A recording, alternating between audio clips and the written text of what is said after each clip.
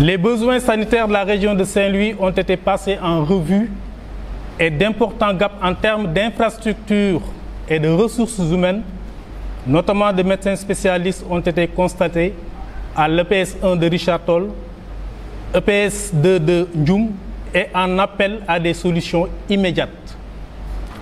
La présence de l'UFR Santé de l'Université Gaston Berger de Saint-Louis doit contribuer à améliorer de manière notable la disponibilité des spécialistes et universitaires en appuyant la recherche locale et en participant au fonctionnement du futur EPS 4 de Saint-Louis.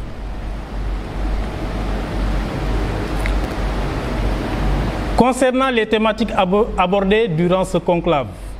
le CEL est revenu sur la judiciarisation de la pratique médicale et le syndicalisme comme outil de défense des intérêts de ses camarades. Ces problématiques trouvent souvent leur pertinence au vu de l'actualité marquée par des arrestations tout azimut et systématiques des personnels de santé pour de simples faits supposés et en l'absence de toute enquête préalable. Le syndicat s'offusque avec la dernière énergie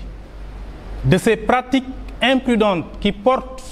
atteinte au bon fonctionnement des structures sanitaires avec les conséquences parfois dramatiques.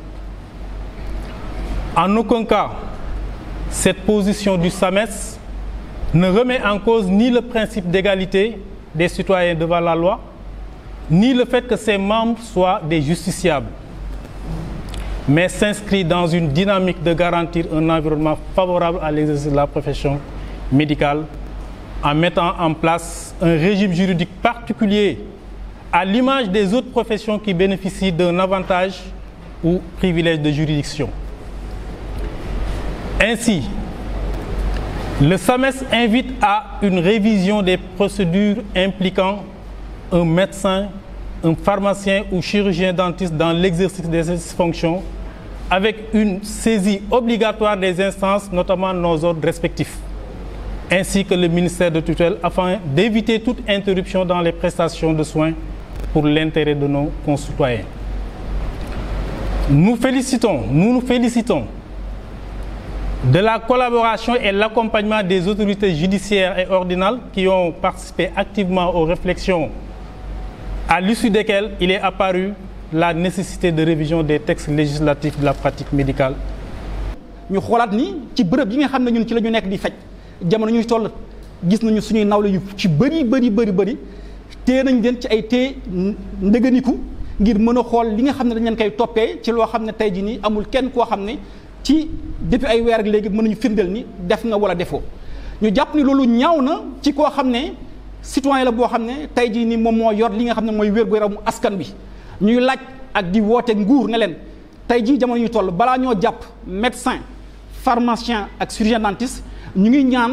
que ñu daal di laaj xalaatu ñi nga xam ne tey ñoo ñu tënk ci wàllu liggéey muy ordre yi nga xam ne mooy ordre des médecins ordre des pharmaciens ak ordre des chirurgiens dentistes. parce que am na loo xam ne ci suñu wàllu liggéey ñun ñoo ko gën a maîtriser que ki nga xam ne mooy juge bi nga xam ne wàllu yoon lay atte am na ay chambre disciplinaire yi nga xam ne ku def naka sudul noonu ñoom ñoo la war a gën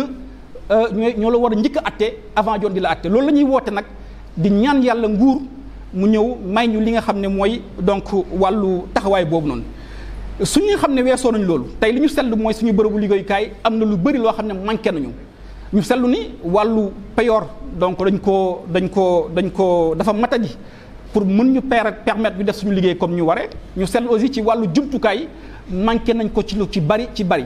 gannaaw ba ñu seetloo loolu yépp ñu gis ni xaalis bi nga xam ne moom la jugal ci wàllu santé bi tey crise Covid 19 bi mu ngi ci lu mel ni ci 1000 milliards ñu jël ko di ko jox ñoo xam ne yellawuñ ko te bu boobu te médecins yi liggéey pharmaciens yi liggéey chirurgiens yi liggéey am nañ jafe-jafe loolu moo tax ñuy woote ni yoon na jël li nga xam ne mooy mbir moomu comme que enquête am na ci def ci liggéey bi ci war ngir vraiment ñu gën a jox gëdd li nga xam ne mooy hôpital parce que hôpitalu Sénégal daal dina sooxee boobu tey fii lañ ko gën a seetloo fii nga xam ne mooy Saint-Louis bi ñu nekk